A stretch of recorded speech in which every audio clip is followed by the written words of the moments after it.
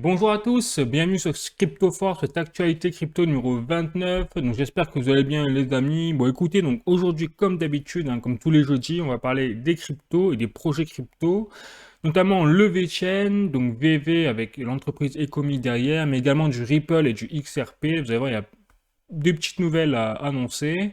Et enfin, de vidéos, comme d'habitude, je vais vous parler des actualités crypto plus générales. Vous allez voir qu'il y a ça déménage à fond. Là, ça déménage aussi. Il y a pas mal de choses à voir dans l'actualité crypto, mais également à décortiquer au niveau des analyses, parce que ça révèle quand même des tons derrière, des fonds, enfin, des mouvements en arrière-plan qui sont très révélateurs. Vous allez voir comment et pourquoi.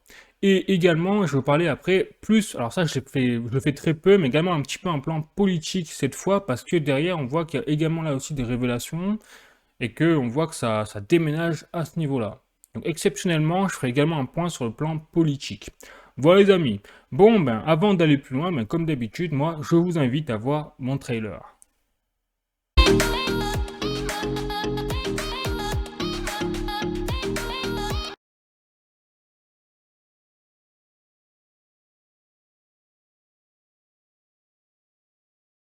C'est parti, je vais commencer par le VeChain avec un premier tweet de la fondation VeChain notamment. Donc regardez ici, et ils font allusion à la loi MiCA qui va arriver. Donc là, c'est très très bon pour le VeChain. Vous savez que le VeChain, ils sont vraiment en avance par rapport à certains projets, même par rapport à tous les projets crypto, et même au niveau de la régulation. Ils y ont pensé depuis le début, ils le prouvent là. Enfin, ils le prouvent, en tout cas, ils l'avancent clairement, et ils disent, voilà, un environnement régulé, c'est l'endroit, en fait, où le VeChain explosera quelque part, will thrive. Je sais pas si je le dis bien, mais c'est ici. Et donc ils disent, ils rajoutent, notre protocole a été construit justement pour se focaliser en fait en accord sur la régulation depuis le jour numéro 1. C'est-à-dire qu'en fait, depuis la création de la fondation VeChain, je crois que c'est en 2018 ou 2019, eh bien, ils ont pensé déjà à la régulation, ils se sont déjà, eh bien, formés, on va dire, à cette régulation-là en avance. Et ça, moi, personnellement, je veux bien le croire. Après, il faut toujours, vous savez, entre ce qui est dit et ce qui est fait, et bien évidemment, il faut toujours prendre avec des pincettes. Mais c'est vrai que le VTN, ils sont en accord avec notamment des gouvernements, mais surtout des entreprises. Or, des entreprises, vous avez également des institutionnels d'administration, et donc forcément, le VTN est obligé de prendre en compte des paramètres, même de régulation administrative, etc., pour être en partenariat, notamment avec les grosses entreprises, notamment Boston Consulting Group. Voilà, donc c'est ça qui me fait dire que, effectivement, là-dessus, le VTN a un énorme atout à jouer par rapport aux autres projets. Bon, je continue les amis, ça c'est déjà une bonne nouvelle là-dessus, c'est qu'on voit qu'ils sont chauds bouillants, niveau-là, VTN. Je continue cette fois avec une petite information. On va changer de continent, on va passer en Chine, avec une fois quelque part un tweet de Aizen Reich que vous pouvez voir là, et notamment une citation de sa part. Il a trouvé un article où il y avait une référence avec NanoGclean, une entreprise qui est déjà en partenariat avec VTN. Et donc NanoGclean a été invité à la 7e conférence en Chine sur la santé et la nourriture animale, notamment à l'échelle industrielle et au niveau du pays. Et donc c'est vrai que là, comme NanoGclean était invité là-dedans, et bien derrière, en parallèle, il y a un partenariat entre NanoGclean et la fondation VeChain. Et donc derrière, indirectement, la fondation VeChain a été la blockchain de référence, quelque part, pour cette conférence. Donc on voit que même en Chine, eh bien, on a une énorme avance également de la part de la fondation VeChain et du VeChain qui est en train de vraiment de s'implémenter comme une référence au niveau des blockchains. Voilà, donc là aussi très intéressant à ce niveau-là, puisqu'on voit qu'ils continuent à creuser leur avance. Je continue avec un troisième tweet, là on t'échauffe un petit peu, cette fois avec un tweet de Splendid.v, donc c'est plutôt un membre de la communauté, donc VeChain, et là il fait référence à un tweet de Boston Consulting Group. Donc Boston Consulting Group, je vous rappelle que c'est une entreprise, une des plus grosses entreprises au monde au niveau du consulting. Et donc Boston Consulting Group, c'est eux qui ont fait le partenaire, on va dire, principal de la fondation VeChain au niveau de leur dernier white paper que je vous avais présenté.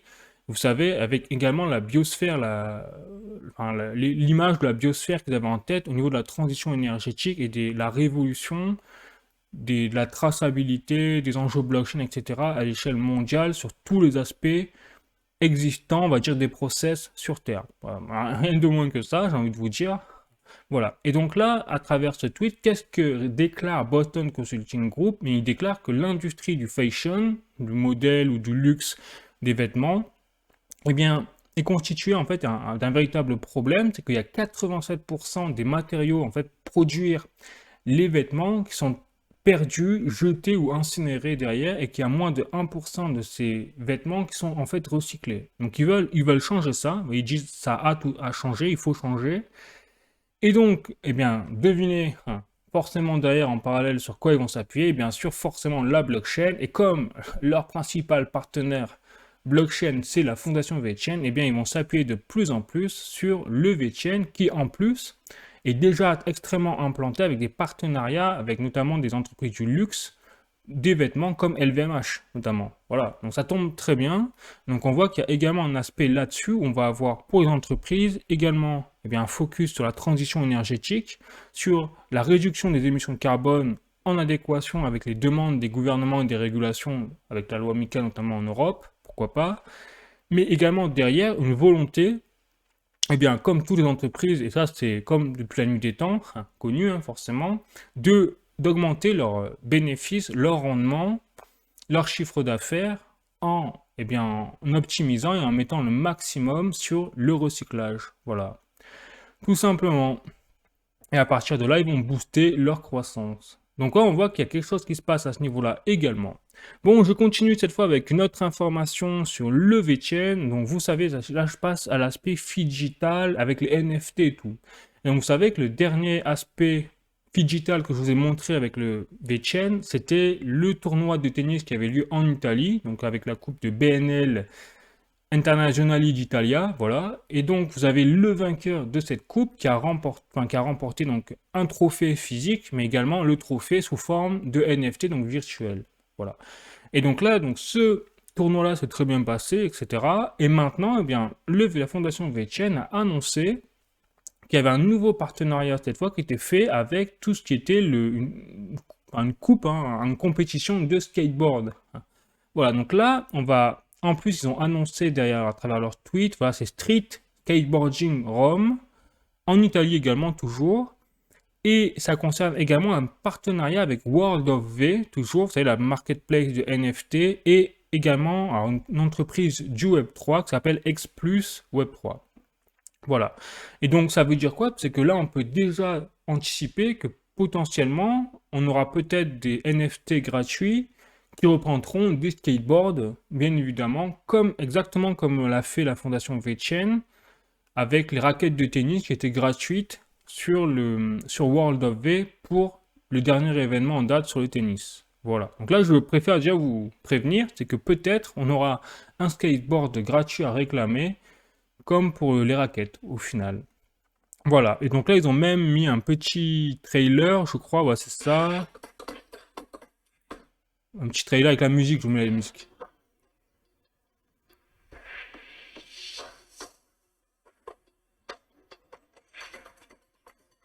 Voilà. Voilà, donc ils ont mis un petit trailer, une petite musique pour officialiser l'événement. Et donc, ils disent, très intéressant, ils disent que les gagnants, bien voyez, de la compétition, donc les champions, recevront un trophée digital, exactement, en combinant donc l'aspect physique et également avec l'aspect donc du NFT qui permettra de prouver l'authenticité du trophée. Voilà, donc rien de nouveau, mais quand même, on voit que ça se développe vraiment à ce niveau-là, et on voit que c'est avec l'Italie.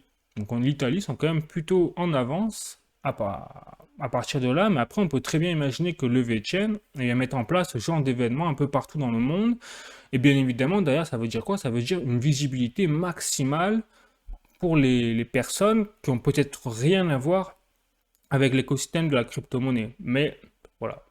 Donc c'est envoie du lourd quand même le VeChain. Faut avouer, hein. Faut avouer. Bon, et donc dernier petit tweet, c'est pas fini. Là, je vous amène un dernier petit tweet pour la forme avec une grosse information. Donc là, j'ai un tweet toujours de la fondation VeChain directement, comme vous pouvez voir là. Et il rappelle que l'authentification et la lutte contre la contrefaçon sont les deux en fait utilités majeures de la blockchain. Et donc il rappelle que les outils liés au VeChain ont prouvé qu'ils pouvaient permettaient d'éliminer la fraude et de protéger tous les clients à travers le monde. Bon, et là, ils font référence en fait à un petit tweet de alors je sais jamais le dire, l'EUIPO. Voilà, en fait, c'est l'European Union Intellectual Property Office, c'est-à-dire lié à la contrefaçon en Europe, enfin dans l'Union européenne surtout. Et donc là, ils ont dit qu'ils ont mis en place une sorte d'opération, on va dire presque militaire, à travers ce qu'ils disent, qu'ils appellent ça le Joint Action Days Pirate One. Donc en fait, ils ont déclaré qu'il y avait 15 pays membres de l'Union européenne qui avaient mis en place une opération pour justement lutter contre la contrefaçon. Et donc apparemment, alors si je comprends bien, c'est en une seule journée, que là on voit c'est Pirate One. Apparemment. Après, je dis peut-être des bêtises au niveau de la durée, mais en tout cas, moi, ce que j'ai compris, c'est qu'en une journée, peut-être, ils ont obtenu 33 millions d'euros, en fait, de produits contrefaits, avec 59 armes à feu, 7,8 millions de cigarettes, 61 000 produits contrefaits au niveau de l'électronique, et 810 000 produits contrefaits au niveau des biens. Mais là, pour vous dire tout ça, là, imaginez le coût que ça a représenté une telle opération, mais c'est n'importe quoi. Enfin, je veux dire, ils ont saisi 33 millions d'euros, ok, mais derrière, ils en ont dépensé, on ne sait pas combien, juste pour maintenir, pour avoir la possibilité de mettre en place ce genre d'opération. Donc c'est là où on voit que la blockchain, qui est automatisée au niveau de ce genre de choses, eh bien, permettrait justement d'automatiser ce process-là sans dépenser des millions et des millions d'opérations en logistique et tout, juste pour essayer de contrôler une partie. Enfin, c'est une goutte d'eau, hein, 33 millions d'euros, c'est une goutte d'eau par rapport au flux total massif de contrefaçon qui se dirige vers l'Europe tous les ans à ce niveau-là. Voilà les amis, donc on voit également que là, le VeChain a également ta carte à jouer là-dessus. Et donc, pour ça que, là je rappelle que c'est vrai que le VeChain est un très bon projet là-dessus, mais son problème, et je le rappelle quand même, surtout vous allez voir dans cette vidéo où on a l'actualité crypto, là on a pas mal d'événements à ce niveau-là, sur la centralisation et décentralisation, que le problème du VeChain, enfin moi ce que je crains en tout cas personnellement, personnel, c'est qu'il soit détourné de sa fonction principale qui est de lutter contre la contrefaçon et soit mis au service du contrôle de la population. Car ce serait l'arme ultime au final. Voilà. Donc ça c'est un peu la seule chose que moi je vois de point noir, on va dire, de nuage là-dessus au niveau du VeChain. Sinon le reste, on le voit vraiment, ils envoient du lourd. Ils envoient du lourd. Sinon, eh bien écoutez, je vous invite à voir ma vidéo sur le VeChain justement où j'explique j'espère de A à Z le projet. Et puis sinon, je rappelle également, très important, je ne suis pas un conseiller financier, hein, déjà je le rappelle, que ce que j'ai dit c'est un titre informatif uniquement cette vidéo pour vous tenir informé, et après, eh bien vous, si vous voulez prendre des actions, eh bien sûr il est très important de vous informer vous-même, de faire vos propres recherches là-dessus. Également très important, à noter que je n'ai aucun rattachement, on va dire, financier, de nature quelle que soit, avec les projets que je présente dans ces actualités crypto. Je suis totalement indépendant et je ne touche aucun fonds, je tiens à le préciser, de la part de ces projets, quels qu'ils soient. Et même, je ne touche aucun fonds de qui que ce soit, sur mes vidéos, sur mes projets. Bref, voilà. Donc si un jour je dois toucher des fonds, de toute façon c'est obligatoire, c'est la loi, la dernière loi française là, qui l'a mis en place, eh bien je le dirai, et comme ça on sera en toute transparence, bien évidemment. Voilà, donc une fois que ça c'est dit, moi je vous invite à continuer avec le prochain projet qui est VV Digital Collectibles, comme vous pouvez le voir là. Donc là je vais commencer un peu par quelques drops qui ont eu lieu cette semaine. Donc il y a eu des drops au niveau... Enfin, il va y avoir là, je crois que c'est... parce que c'est pas encore arrivé. Vous voyez, c'est au 20 juin. Donc là il y a un drop de prévu sur Hulk, Incredible Hulk, ici, avec notamment sous forme de comics, de bande dessinée. Également, il y a eu un drop qui a été prévu cette fois sur des... Alors ça, je connais pas du tout, moi, c'est Popaganda. Donc c'est 6C, donc apparemment il y a plusieurs petites figurines comme ça, hein, d'horreur un peu, qui sont prévues avec ces Ron English. Voilà, c'est Ron English, apparemment l'artiste qui est derrière tout ça. Donc c'est le nouveau drop prévu effectivement donc à 8h, mais je sais pas quand. Peut-être 10 juin. En fait c'est déjà passé. Hein. Bah, c'est déjà passé, pardon. Voilà, donc c'est également une collection de plus qui est disponible sur l'application VV. Voilà, bon, je continue en rapidos. Donc là, l'information la plus importante pour ce projet du jour, c'est ça. C'est-à-dire que là, on voit, il y a eu un événement qui a eu lieu à Las Vegas, comme vous pouvez le voir. Et donc, vous avez une rencontre, en fait, entre l'équipe de Ecomi et également l'équipe d'Ubisoft. Et c'est là où, ben, vous pouvez pas s'empêcher, ça a l'air de rien quand même, cette photo, hein. C'est vrai que ça a l'air de rien, mais là, vous avez quand même, mine de rien, le PDG de Ecomi, de l'application VV, et vous avez également Daniel Krauser, le COO, c'est-à-dire le responsable de tout ce qui est développement de l'application VV, ici. Et derrière, ben, à côté, j'imagine que c'est les employés en tout cas du stand au niveau de Ubisoft. Et donc ça rappelle quoi? Ça rappelle quoi? Il faut rappeler que Ubisoft, c'est quand même un studio de jeux vidéo très très connu, avec notamment Assassin's Creed au niveau de les jeux vidéo créés, mais également, je crois, de Far Cry, de plusieurs jeux assez conséquents, très connus. Et donc derrière, ça veut dire quoi? Ça veut dire que si on se projette vers l'avenir, on peut renforcer le fait que le partenariat entre ces deux entreprises va favoriser peut-être un lien entre les NFT en réalité augmentée d'un côté et à côté, eh bien, des jeux créés par ce studio-là Ubisoft en lien avec le Web 3.0. Et donc peut-être qu'à l'avenir, vous pourrez utiliser vos NFT en réalité augmentée. Imaginons qu'il y a à l'avenir des NFT de Assassin's Creed. Eh bien peut-être qu'on pourra utiliser ces NFT-là dans des jeux faits par Ubisoft. Pourquoi pas même dans le V-Verse, par exemple, dans le VV-Verse. Pourquoi pas? Donc là, c'est des hypothèses, mais en tout cas, on sait qu'il y a un projet sur le long terme de VV, c'est de créer justement un système de gamification et donc de pouvoir utiliser les NFT dans des jeux. Voilà, on sait juste ça. Et là, on voit quand même qu'il y a des partenariats qui permettraient de le faire. Donc c'est quand même très intéressant, c'est pour ça que je vous rappelle, c'est important d'avoir une vision long terme sur ce genre de projets qui sont quand même assez révolutionnaires sur le fond et qui bien sûr vont nécessiter du temps avant de voir les premiers véritables résultats.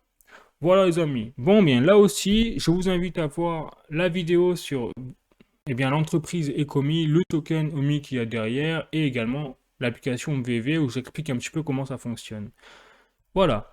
Donc sinon, je continue avec l'entreprise Ripple cette fois et le XRP. Donc là, j'ai qu'une petite information à vous passer. Enfin, c'est une grosse information quand même hein, sur le fond. Donc je suis sur le tweet de Ripple, comme vous pouvez voir ici, officiel. Et donc, ils ont annoncé aujourd'hui, 22 juin, qu'ils s'étaient honorés en fait d'avoir reçu l'approbation de la part du MAS. Le MAS, c'est pas rien, c'est quand même juste le Monetary Authority de Singapour. Et en fait, c'est la banque centrale de Singapour. Donc, c'est quand même du lourd, c'est même du très très lourd pour Ripple. Ça veut dire qu'ils ont tout simplement obtenu une licence de la part de la banque centrale de Singapour pour tout simplement mettre en place des produits, des services liés aux assets digitaux à Singapour. Donc là, on a un délire absolument phénoménal, c'est qu'on a on a Ripple qui est en guerre contre la SEC, qui est le régulateur américain, et de l'autre côté, on a une banque centrale de Singapour qui fait partie, et je rappelle que Singapour est extrêmement sévère au niveau des marchés financiers. C'est-à-dire que Singapour, les entreprises qui sont là-bas, en général, elles sont plutôt fiables parce que derrière la régulation singapourienne est extrêmement exigeante. Voilà. Donc là, qu'on ait une banque centrale de Singapour qui fasse appel à Ripple alors que Ripple sont en guerre contre la SEC, c'est totalement, c'est l'opposé extrême en fait. Et donc un veut détruire Ripple ou la condamner, et l'autre veut justement faire appel à ses services. Donc là on rigole, franchement on rigole. Donc on voit que tout, ça dévoile quoi cette affaire-là, cette nouvelle? Ça dévoile que sur Terre en fait, là, à ce niveau-là, à un niveau géopolitique avec les crypto-monnaies, il n'y a même pas de bien ou de mal. C'est-à-dire que là, on est dans une sphère où c'est que de la politique, de la magouille, de la géopolitique. C'est ça que ça veut dire. Donc, on se rend compte qu'il y a quand même une très grosse hypocrisie au niveau des Américains, et qu'ils attaquent des choses que les autres trouvent extrêmement fortes. Voilà. Donc c'est ça que ça met en lumière, mais en tout cas, au niveau de Ripple, c'est une extrêmement bonne nouvelle, et le projet, forcément, là, a tout pour réussir sur le long terme, on le voit bien. Voilà, après je n'ai pas plus d'informations sur ce projet à vous montrer aujourd'hui, même sur l'affaire entre la SEC et Ripple, il n'y a pas plus de nouvelles, si ce n'est qu'ils ont encaissé le coup la semaine dernière, je vous l'avais montré, hein, sur le fait que finalement les dossiers révélés, notamment sur les emails Jinman, en fait, sont pas si clairs que ça, et n'ont pas fait trancher l'affaire. Donc c'est pas fini du tout. Bon les amis, bon, je continue. Donc, avant tout ça, je vous invite à voir ma vidéo si vous ne l'avez pas vue déjà sur le Ripple où j'explique vraiment le principe, les fondamentaux de ce projet-là. N'hésitez pas à la voir si vous voulez en savoir plus. Hop, et sinon, eh bien maintenant, je vais passer à l'actualité crypto plus générale et là, chaud bouillant, chaud devant. Donc déjà, première chose, vous l'avez forcément vu, hein, entendu parler. J'ai un article de cryptost.fr, donc après BlackRock, d'autres pontes de Wall Street déposent des demandes pour obtenir un ETF Bitcoin Spot. Et donc là, on va pouvoir vraiment faire le point, même des hypothèses, parce que c'est quand même assez phénoménal. C'est-à-dire que là, en une semaine, vous avez entre 5 et 7 hedge funds comme BlackRock qui ont déposé des demandes d'ETF. C'est quand même assez fou. Je vous rappelle que BlackRock, c'est une société d'investissement, c'est un hedge fund qui pèse quand même 10 000 milliards de dollars d'actifs, puisqu'il gère cette somme-là précisément, mais même un peu plus maintenant, je crois, pour le compte de sociétés à droite à gauche. Voilà, donc en fait, BlackRock, leur grande spécialité à eux, c'est ils brassent tellement d'argent, si vous voulez, que leur grande spécialité, c'est d'acheter des actions, aller entre 5 à 10% des actions des grosses entreprises du CAC 40, de façon à devenir actionnaire de ces entreprises. Tellement ils ont d'argent. Les mecs, ils ont que ça à faire, quoi. Et donc, pour vous dire que ce genre d'entreprise, la BlackRock, c'est des entreprises qui dominent le monde actuellement, mais sans le déclarer, hein. Parce que forcément, en ayant des actions dans toutes les entreprises du CAC 40, elles ont quelque part un pouvoir décisionnaire, de près ou de loin, ou du moins une certaine influence, ou du moins même une certaine capacité à obtenir des informations en avance par rapport, par exemple, aux médias ou au temps où il y a des informations susceptibles de fuiter, etc. C'est les premiers informés. Et donc, on dit qu'à ce niveau-là, l'information, c'est le nerf de la guerre, en fait. C'est même plus l'argent, parce que l'argent, ils en ont tellement que eux, ils sont plus à ça près. Donc, eux, c'est l'information qui les concerne. Et donc, là, le fait que toutes ces entreprises-là, parce qu'il n'y a pas que BlackRock dans ce cadre-là, hein, il y en a 6-7, comme je vous l'ai dit, se jettent sur les ETF Bitcoin à un moment où vous avez les régulateurs américains qui sont en train de massacrer l'industrie de la crypto aux États-Unis, c'est quand même extrêmement révélateur. Et donc déjà, pour ça, je vais vous expliquer ce que c'est un ETF, si vous n'êtes pas au courant. Déjà, un ETF, c'est quelque part un indice boursier qui est corrélé à un produit, mais n'importe lequel. Par exemple, vous avez des ETF pour le pétrole, vous avez des ETF pour les ressources, les matières premières, etc., notamment le blé, voilà. Et donc, si par exemple, pour le blé, vous avez un ETF, eh bien, les gens qui passent notamment par les hedge funds, BlackRock ou même d'autres entreprises, hein, un peu à l'image des CFD, eh bien, vont trader les prix du Bitcoin, mais sans en posséder. Et là, la différence. Et comme pour le blé, les gens qui tradent sur les ETF du blé, eh bien, ils parient à la hausse ou à la baisse pour les prix du blé, mais sans jamais posséder ne serait-ce qu'une seule graine de blé, je veux dire. Et c'est le même principe pour le Bitcoin. C'est-à-dire que les gens qui vont parier qui vont passer par BlackRock ou les autres hedge funds, ou même les banques, etc., parce qu'on va en parler après des banques, eh bien, ne posséderont jamais un seul Satoshi du Bitcoin. Ils vont parier à la hausse, à la baisse, mais c'est tout. Voilà, ils vont faire du trading, en fait. Et donc là où je vois quand même venir le truc, quand je fais quand on prend la prise de recul par rapport à ce qui se passe au niveau de la SEC aux États-Unis, etc., c'est que, après, bien sûr, là, ce que je dis, c'est à titre, c'est mon avis, bien sûr, c'est une analyse, mais en aucun cas, c'est la vérité absolue, hein. Je dis toujours, je n'ai pas de boule de cristal.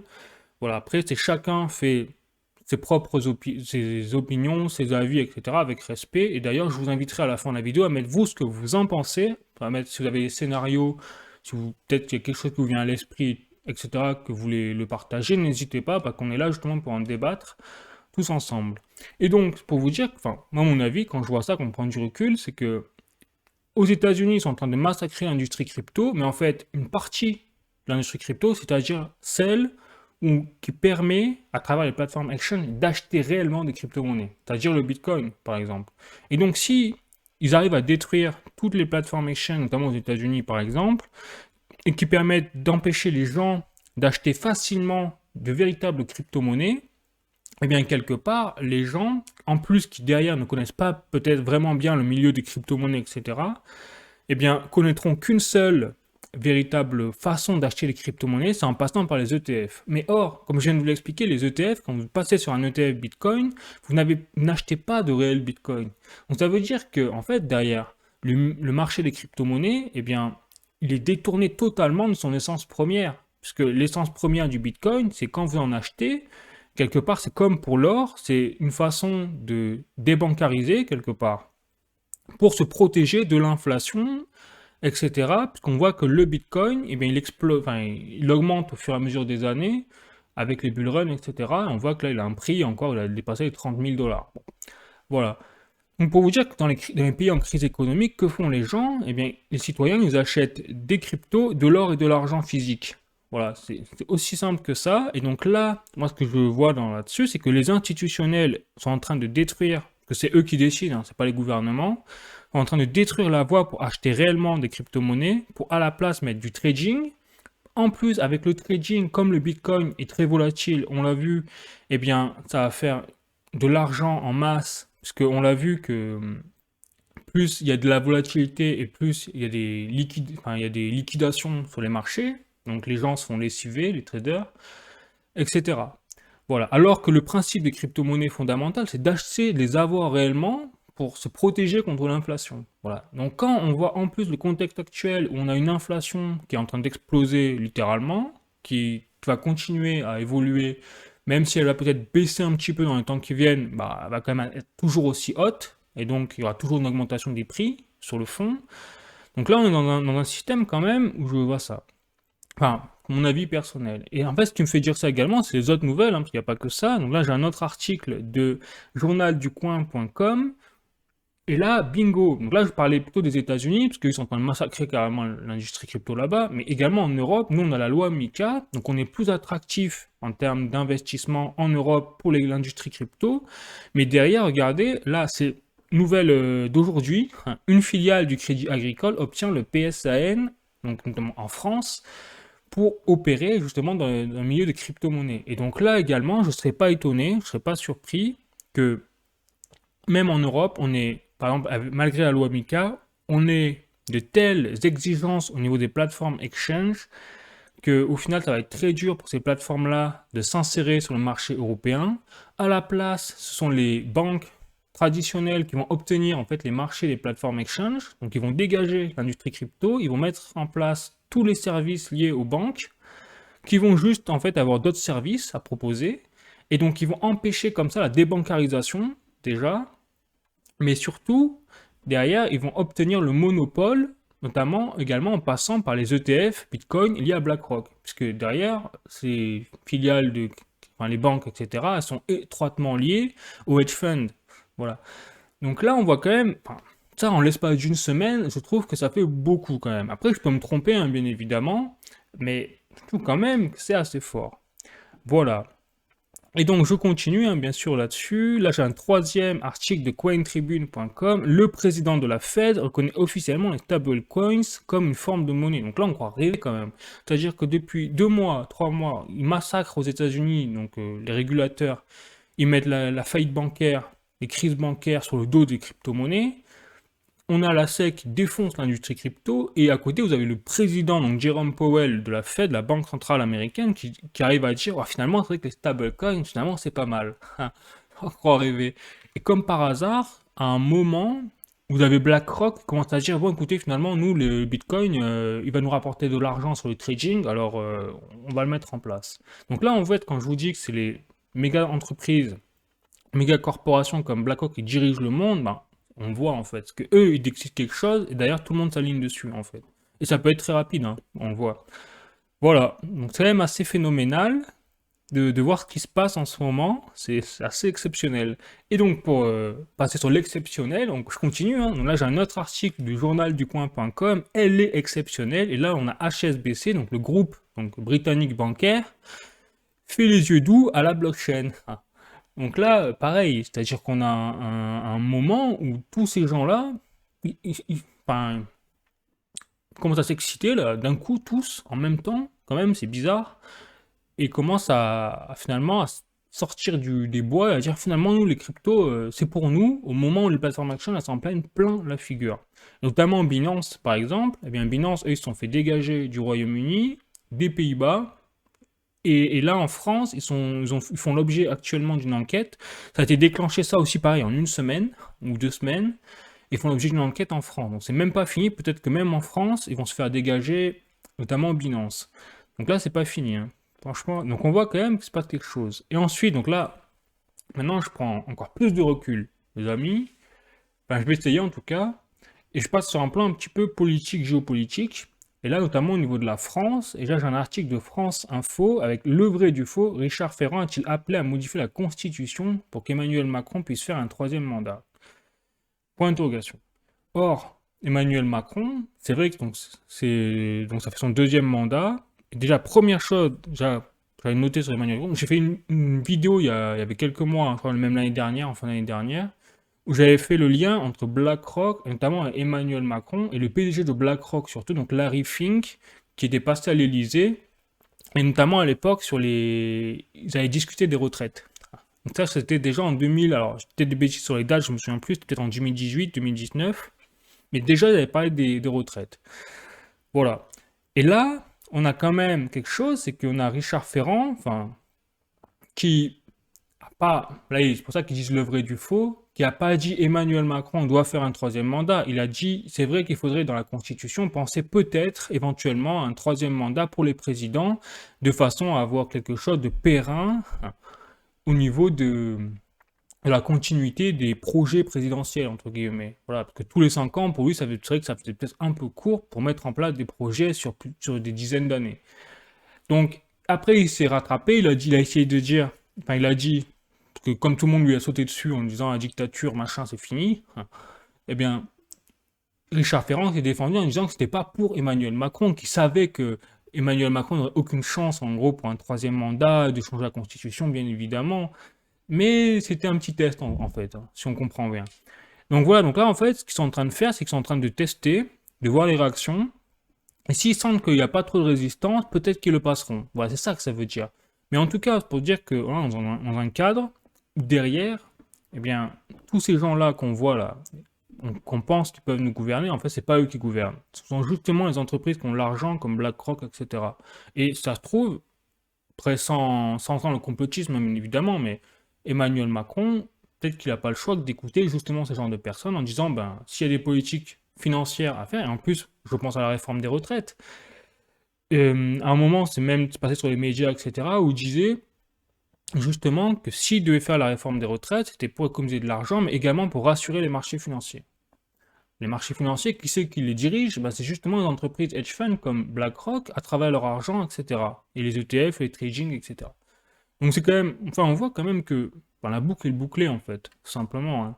Voilà. Je vais vous montrer donc un petit tweet de Takachidaki, enfin c'est juste pour l'information en fait, parce qu'effectivement vous avez donc, eu une interview récemment entre Elon Musk et Anne-Sophie Lapix sur France 2, et en fait ce qui s'est passé c'est que justement donc Anne-Sophie Lapix a un peu attaqué Elon Musk sur l'aspect de la censure sur Twitter, et notamment, donc là je cite, regardez, le 25 août, donc vous respecterez le règlement européen, sinon ce sera 300 millions d'euros d'amende la première fois, etc.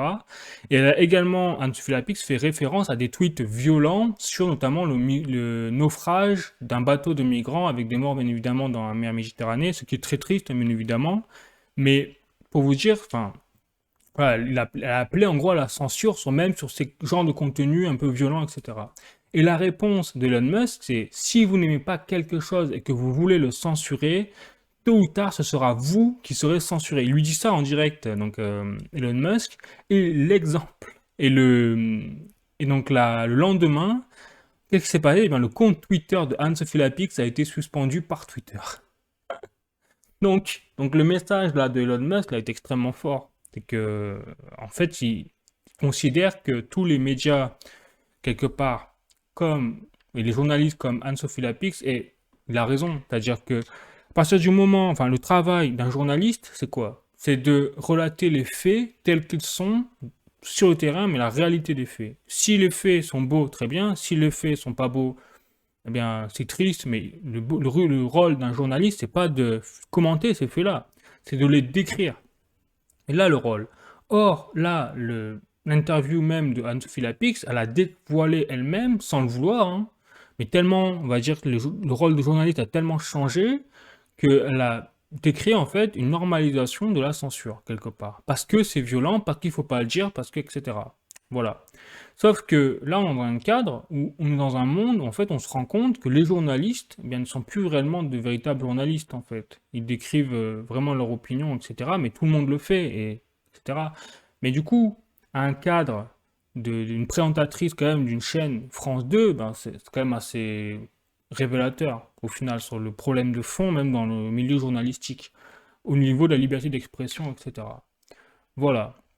Donc c'est quand même assez fou, enfin, je trouve assez marrant déjà la réaction d'Elon Musk, mais également très révélatrice sur le fond de ce que nous vivons même en Occident, et voilà. Et donc c'est pour ça que là je passe à la conclusion, les amis, sur le fait que pourquoi je parle beaucoup de la centralisation, la décentralisation, et notamment de la guerre qu'il y a entre les deux, ben en fait parce qu'elle a lieu à tous les niveaux, clairement. On le voit bien au niveau même des journalistes, avec la centralisation de l'information, quand même un pouvoir énorme. On le voit bien avec la centralisation des pouvoirs financiers, avec notamment BlackRock, tous les ETF qui veulent, en fait, ils veulent détourner les crypto-monnaies pour les mettre dans leur poche, tout en supprimant la possibilité aux gens d'avoir accès à la décentralisation réelle par le Bitcoin. Donc en gros, ils vont mettre un fantôme de Bitcoin disponible pour les gens, mais les véritables Bitcoins, c'est eux qui vont les acheter. Ça en fait. Voilà. Et également, même sur le plan politique, on l'a vu avec Richard Ferrand qui, quoi qu'il dise, parlait quand même d'une possibilité de faire un troisième mandat. Ben, ça s'appelle la centralisation politique, hein, clairement. Voilà, donc c'est vrai que tout va se jouer là-dessus, je pense, à l'avenir, mais que c'est pour ça que c'est très important quand même d'être informé sur peut-être qu'est-ce qu'apportent réellement les crypto-monnaies, parce qu'on voit que si on n'est pas informé, eh ben clairement on tombe dans le piège très facilement des choses qu'ils mettent en place, parce que c'est les autorités, et donc comme ce sont des autorités, on n'a pas tendance, si on ne sait pas ce qui se passe derrière, à remettre en question leur autorité. Du moins c'est le cas pour beaucoup de gens. Voilà les amis. Bon, sinon, bah, j'espère que vous avez aimé cette actualité crypto et un petit peu politique, hein, je dois avouer, sur le fond. Sinon, bah, écoutez, moi je vous souhaite une très bonne journée. Je vous dis à bientôt pour d'autres vidéos. La bise, ciao.